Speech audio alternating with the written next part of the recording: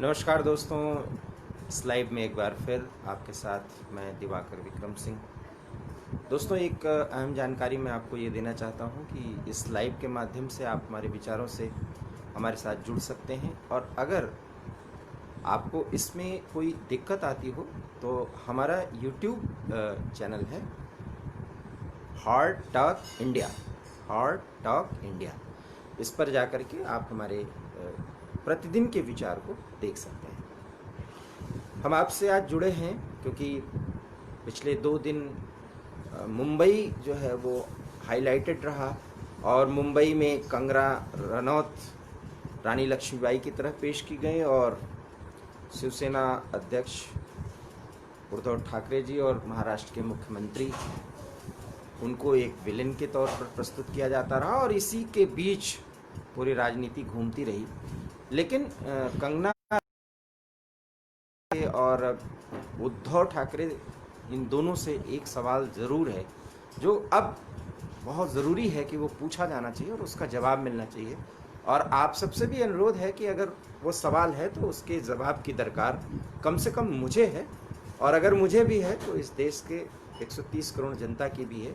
क्योंकि महाराष्ट्र की राजधानी मुंबई, अगर दिल्ली देश की धड़कन है तो मुंबई हमारी धमनी है। कुल मिलाकर के एक अवैध निर्माण का ढहाया जाना, ये एक बड़ी खबर है। निश्चित रूप से कंगना रनौत ने एक वाक्य बोला था, शब्द नहीं वाक्य बोला था कि मैं मुंबई आऊंगी, जो उखाड़ना है उखाड़ दो। हो सकता है ये शब्द में, इस वाक्य में थोड़ी सी तल्खी हो और एक औपचारिक भाषा जो होती है उससे थोड़ा अलग हो, लेकिन कंगना रनौत चूँकि पढ़ी लिखी एक अदाकारा हैं, अभिनेत्री हैं, और उनको समझ भी है, फिल्म का डायरेक्शन भी करती हैं एक हीरोइन होने के साथ साथ ही। लेकिन उनका अंदाज हो सकता है ये कि मैं मुंबई आऊँगी, जो करना है वो कर लीजिए, लेकिन एक शब्द उन्होंने बोला, जो उखाड़ना है उखाड़ लीजिए। खैर, इसके कई मायने निकाले गए, और उसके बाद कंगना रनौत का मुंबई पहुंचना, और तमाम, मैं एक मीडिया कर्मी हूं, लेकिन टीवी मीडिया की जो ज़रूरत होती है उसके हिसाब से जो कुछ भी कंगना रनौत का हिमाचल प्रदेश से लेकर के चलने तक, और करणी सेना को की तरफ से प्रोटेक्शन दिए जाने तक, और मुंबई में उनके उतरने तक, फ्लाइट से जब वो उतरती हैं, उसके बाद जब वो बाहर आती हैं, और जब वो मुंबई में प्रवेश करती हैं, अपने घर तक जाती हैं, तो उनको पूरी तरह से एक रानी लक्ष्मीबाई के अंदाज में वहाँ तक प्रस्तुत किया गया। निश्चित रूप से कंगना रनौत ने कम से कम एक चुनौती दी, और उस चुनौती के संदर्भ में अगर उन्होंने चुनौती दी तो उसको उन्होंने पूरा किया और मुंबई गई। ये मुझे अच्छा लगा, क्योंकि इस देश की नागरिक हैं और हिमाचल वासी हैं, लेकिन मुंबई में उनका अपना व्यवसाय है, अर्थात वो फिल्म से जुड़ी हुई हैं, वो गई। और इसके पहले की जो धमकी थी, शिवसेना के का जो अंदाज हुआ करता था, उसके हिसाब से वो गई। लेकिन एक बात तो है कि कंगना रनौत का जो ऑफिस था, वो उसका कंस्ट्रक्शन, वो कुछ न कुछ तो अवैध था। ये और बात है कि जिस समय पर वो उस बिल्डिंग को ढाया गया, जो गिराया गया, उस पर मैं बाद में आता हूँ। लेकिन उन्होंने एक शब्द बोला कि जो उखाड़ना है उखाड़ लो। तो इसका मतलब है कि जहां आप गलत हैं तो फिर वो कार्रवाई की जाए। हो सकता है वो बदले की कार्रवाई, और बदले की कार्रवाई थी। उसके लिए शिवसेना को, उद्धव ठाकरे को और संजय राउत को, हम उस पर बाद में आएंगे, उनको सही तो ठहराया ही नहीं जा सकता। मतलब एक, जिसको कहते हैं एक रूलिंग पार्टी होने के नाते जो मुख्यमंत्री की चुप्पी रही, उसके बाद शिवसेना के आधिकारिक प्रमुख प्रवक्ता के तौर पर राउत का जो बयान रहा, और राउत भी एक पत्रकार हैं, मुझे बस शर्म आती है कि उन्होंने जो हेडलाइन दिया, इस पे मैं बाद में आता हूँ। लेकिन कंगना रनौत एक जगह कम से कम गलत है, उनको रोना नहीं चाहिए था, उनको दुखी नहीं होना चाहिए था, और वो ये था कि अगर इल्लीगल कंस्ट्रक्शन है, उसको गिराया गया, तो उस पर उन्हें मायूस नहीं होना चाहिए, क्योंकि जो गलत है तो गलत है। अगर आप लड़ाई लड़ने जा रहे हैं, और वही कहते हैं ना कि दूसरों के घर पर पत्थर मत मारो अगर खुद के घर शीशे के हों, तो आपका घर तोड़ा गया, वो इलीगल था तो था, ये मान लेना चाहिए। लेकिन कंगना की लड़ाई गलत नहीं है।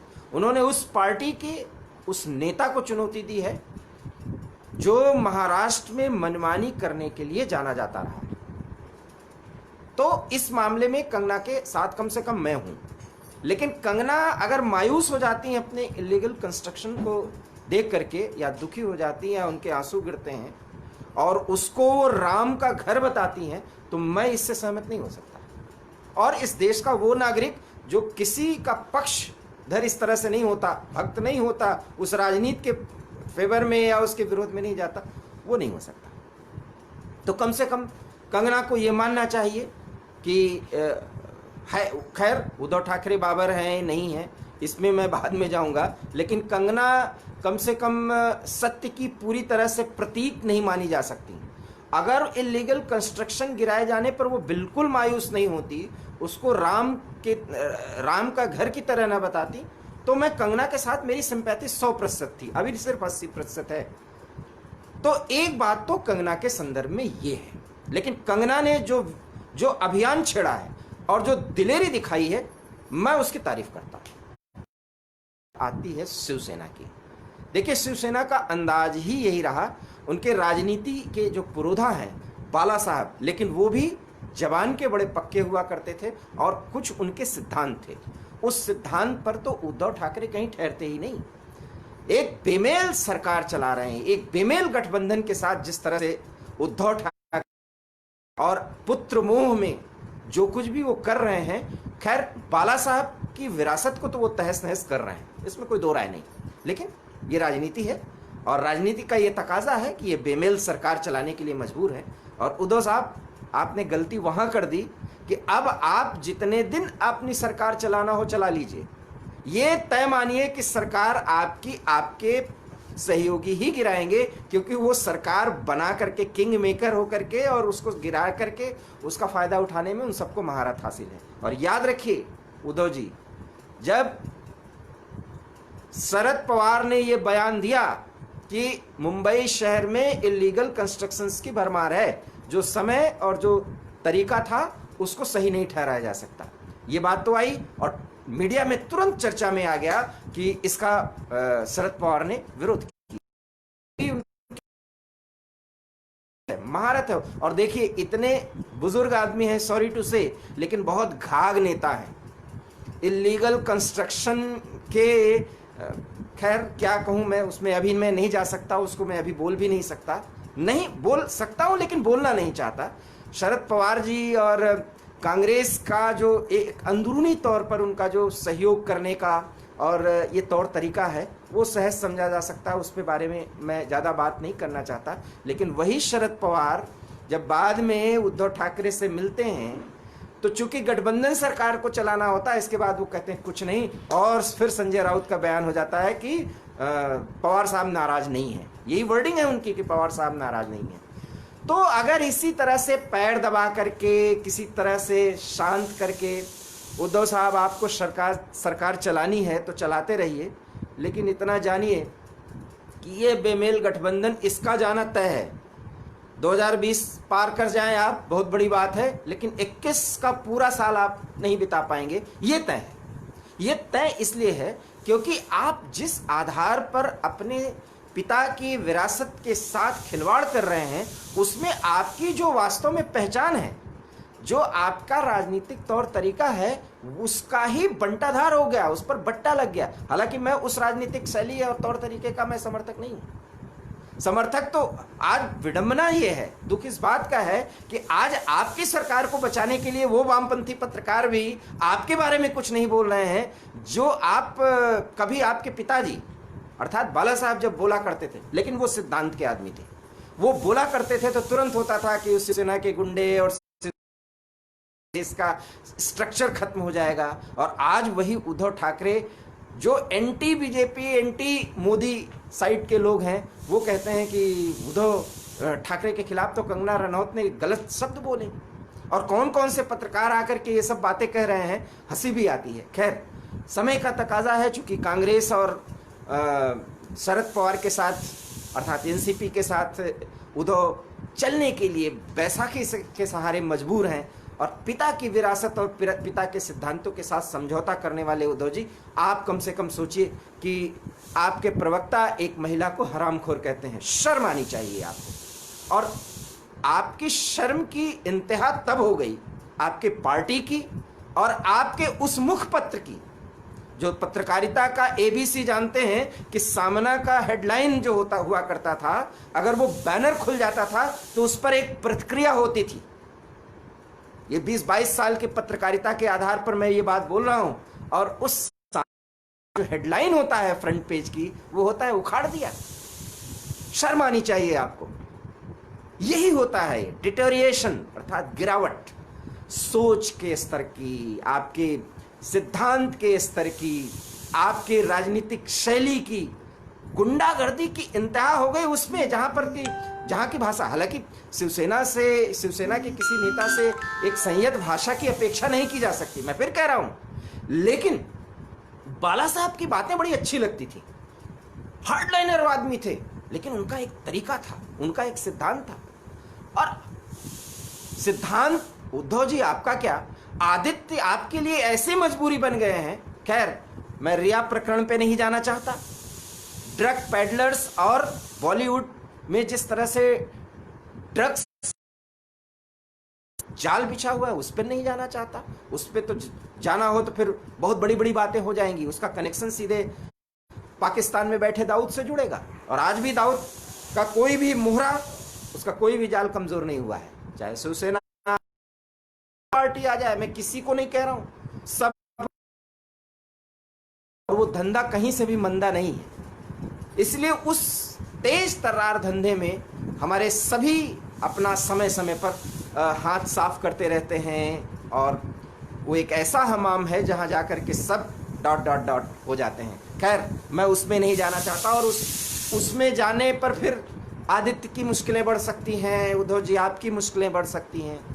लेकिन राजनीति में एक जो मोड़ दे दिया आपने कंगना रनौत के माध्यम से, और आपके जो प्रथम और प्रधान प्रवक्ता शिवसेना के हैं, जो संयोग बस, और मैं तो दुर्भाग्यवश कहता हूं, जो कि सामना के संपादक भी हैं, और उसके संपादक के तौर पर उन्होंने अपने हेडलाइन दिलवाया, उन्होंने उखाड़ दिया। क्या उखाड़ दिया आपने? इसका मतलब आपने माना कि कंगना रनौत आपके लिए एक बड़ी चुनौती है, तो आपने तो खुद कंगना रनौत को एक नेता बना दिया। और अगर कंगना रनौत को नेता बना दिया तो फिर इसके लिए आप जिम्मेदार होंगे, उसके लिए भाजपा जिम्मेदार नहीं, कांग्रेस जिम्मेदार नहीं, और एनसीपी जिम्मेदार नहीं। और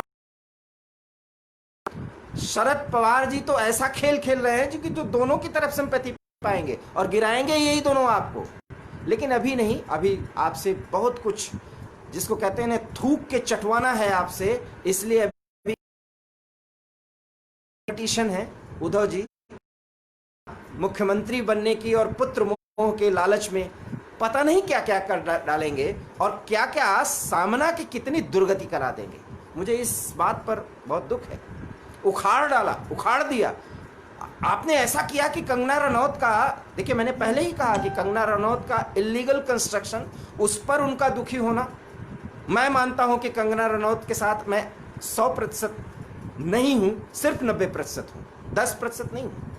उनको होना नहीं, इलीगल कंस्ट्रक्शन हो सकता है, इलीगल कंस्ट्रक्शन कर दिया, उनको गिरा दीजिए, लेकिन मैं झुकूंगी नहीं। उसके बाद उनका जो लड़ने का तरीका है, मैं कंगना रनौत के साथ चाहिए।